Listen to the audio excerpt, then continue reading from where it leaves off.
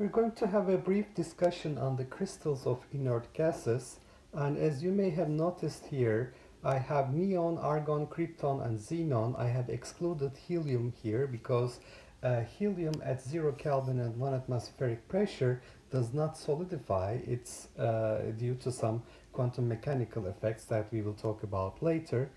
So this is mostly referring to the other inert gases that can solidify. So what is special about inert gases? The electron distribution in crystals of inert gases is very close to that of free atoms. We have full orbitals. The outermost shell is completely full. The electron cloud has a spherical distribution. Because the shell is completely full, it's a very stable structure. Therefore, this results in very high ionization energies. Okay, so as I said, helium is excluded from our discussion. There are some quantum effects that are forbidding the solidification of helium at 0 Kelvin at 1 atmospheric pressure. The other important property of the inert gas crystals are they are transparent insulators and they're weakly bound. So it's about 0.1 electron volts per atom. So a small thermal energy is enough to break the bonds between the atoms. And as a result, the melting temperatures are very low because, as I said, it requires very small temperature to break the bonds. So except for our helium gas, helium-3 and helium-4 isotopes, they will all solidify into FCC crystals. So face-centered cubic structure is the preferred crystal structure for the crystals of these inert gases. Now, the question I would like to ask is, when we form a crystal of an inert gas, what holds this crystal together? So if you consider a neutral atom that has spherical charge distribution, you will find that on average there is zero electric dipole moment because I have a completely symmetrical charge distribution. But since the electrons are moving around the nucleus at any moment in time, a non-zero dipole moment can occur. So this is basically the reason why we can have an attractive interaction between the atoms in the crystal. So why do we have an instantaneous non-zero dipole moment? Because we have fluctuations of the electronic charge distribution. So if we happen to have an instantaneous electric dipole created, this dipole will create an electric field, and that electric field will induce the creation of another dipole moment in an atom nearby. So what will happen is that we will have a dipole-dipole interaction. So just to remember what is electric dipole moments, this is our origin. We have charges minus q and plus q. The distance between the charges is s. The position vector of minus q is r minus. The position vector of plus q is r plus. The electric dipole moment vector points from minus q to plus q. It is equal to q times r plus minus r minus, which is q times, in magnitude, it's q times s. So it's q times the distance between the two charges. So we have equal and opposite sign charges that are separated by a distance s, and electric dipole moment builds between these charges. So s is the distance between the charges. Okay, so let's say that we have created, due to fluctuations of the electronic charge distribution, an electric dipole moment P1 in one atom.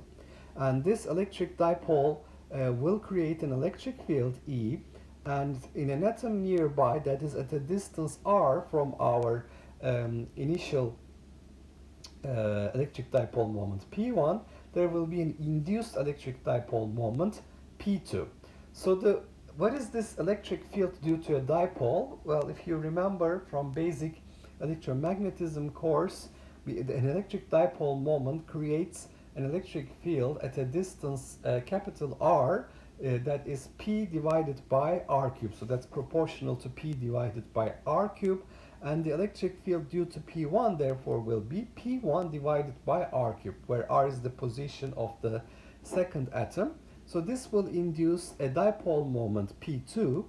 And if you want to calculate the potential energy related to the dipole, it's going to be minus the electric dipole dot product with electric field. So we have an electric dipole that is placed in an electric field E, and there's a potential energy which is going to be minus P2, and the electric field and electric dipole moment are parallel to each other, as you can see here. The dot product gives me basically just the magnitudes.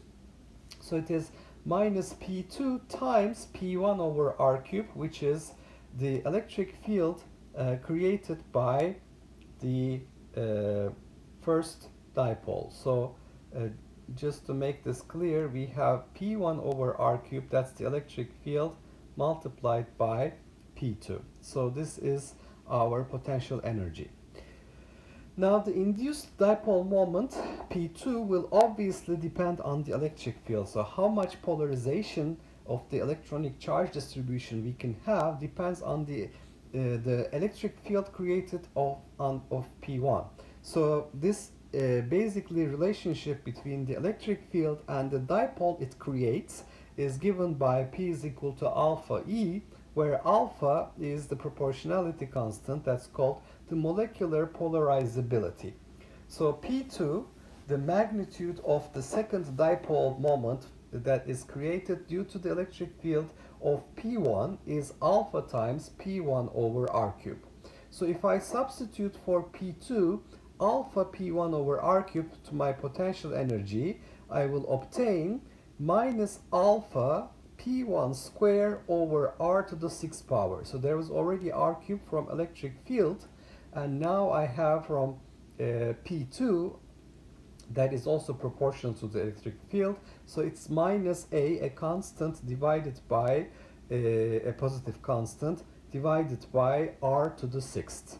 So the resulting coupling between these dipoles, one caused by an instantaneous fluctuation in the charge distribution and the other induced by the electric field produced by the first dipole, gives an attractive force that's called the Wonderwall's force.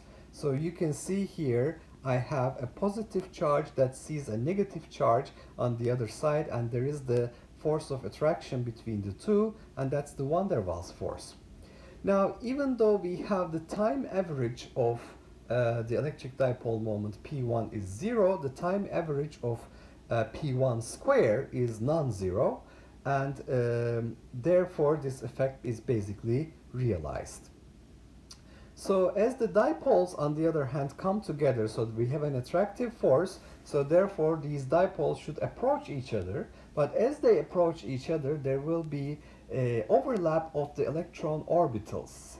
So this is going to be avoided, it's forbidden by the Pauli exclusion principle, and therefore the fact that two electrons cannot occupy exactly the same set of quantum numbers, that's the Pauli exclusion principle, necessitates a repulsive force building up between the two atoms.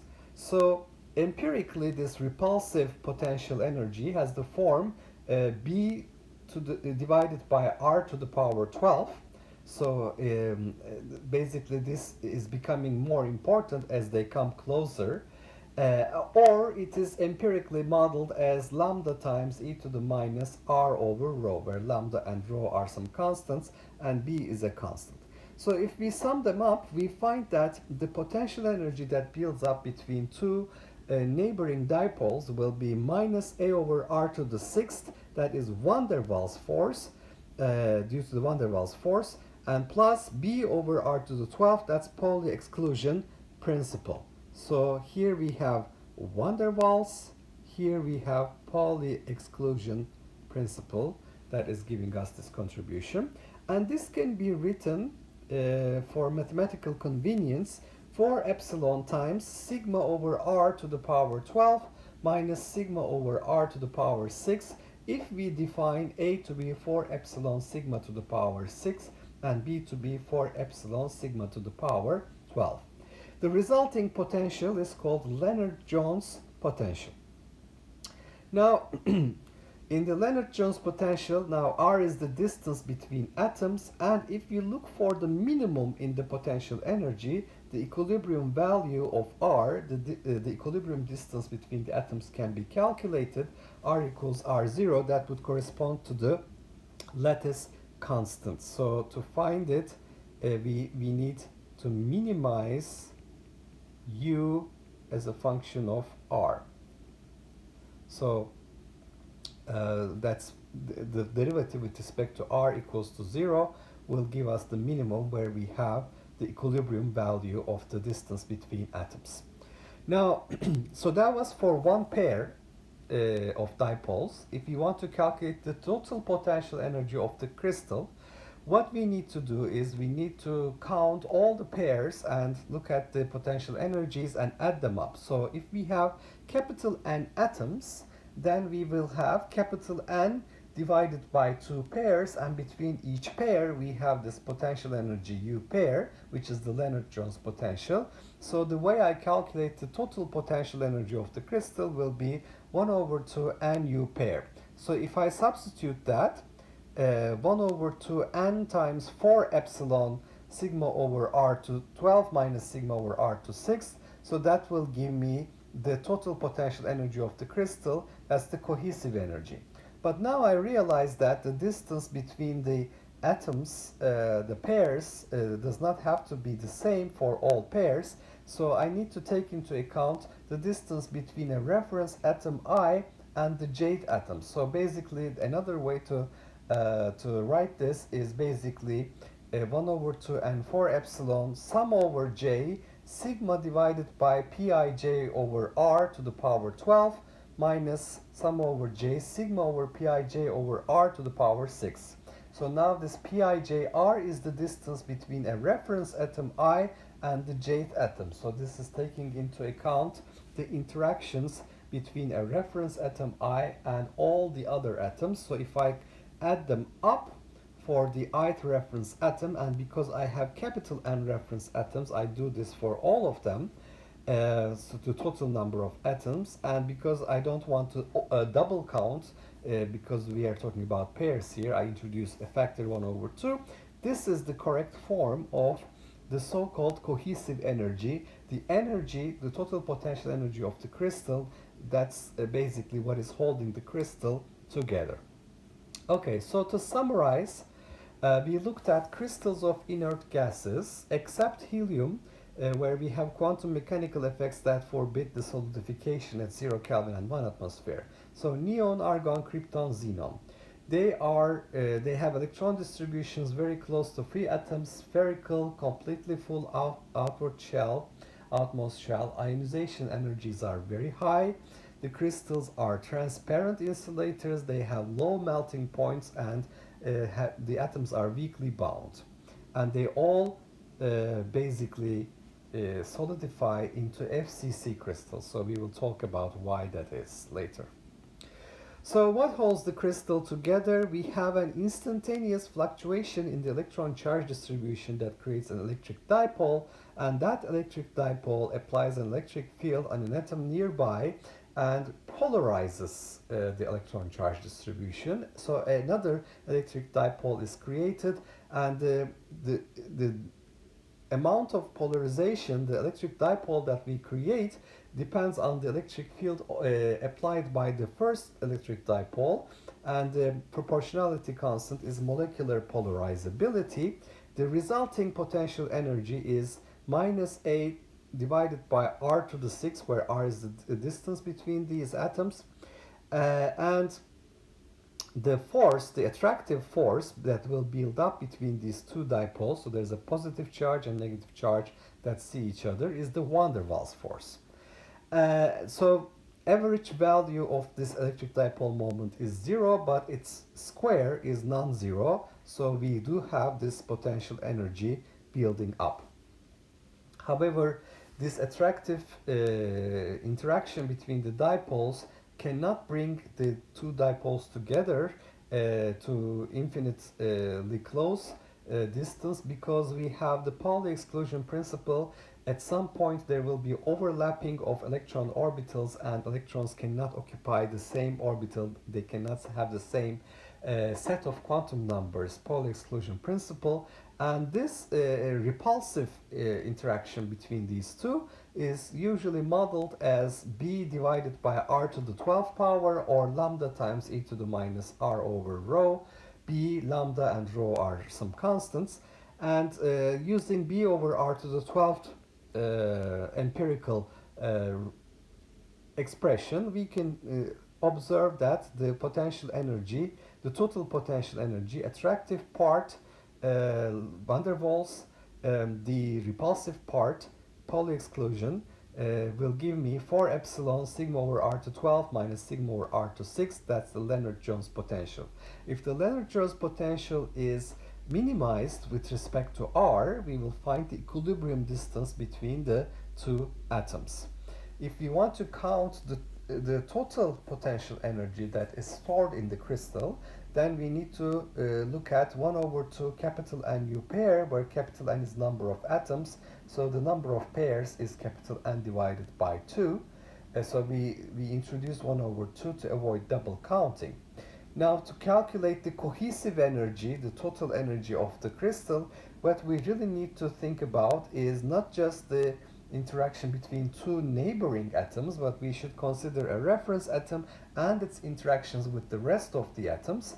So for each reference atom, we have a distance Pijr with the jth atom, and we can write this potential energy, but because we have capital N reference atoms, so we have to multiply this by capital N, so 1 over 2 capital N to avoid double counting, so that gives us the cohesive energy of the crystal.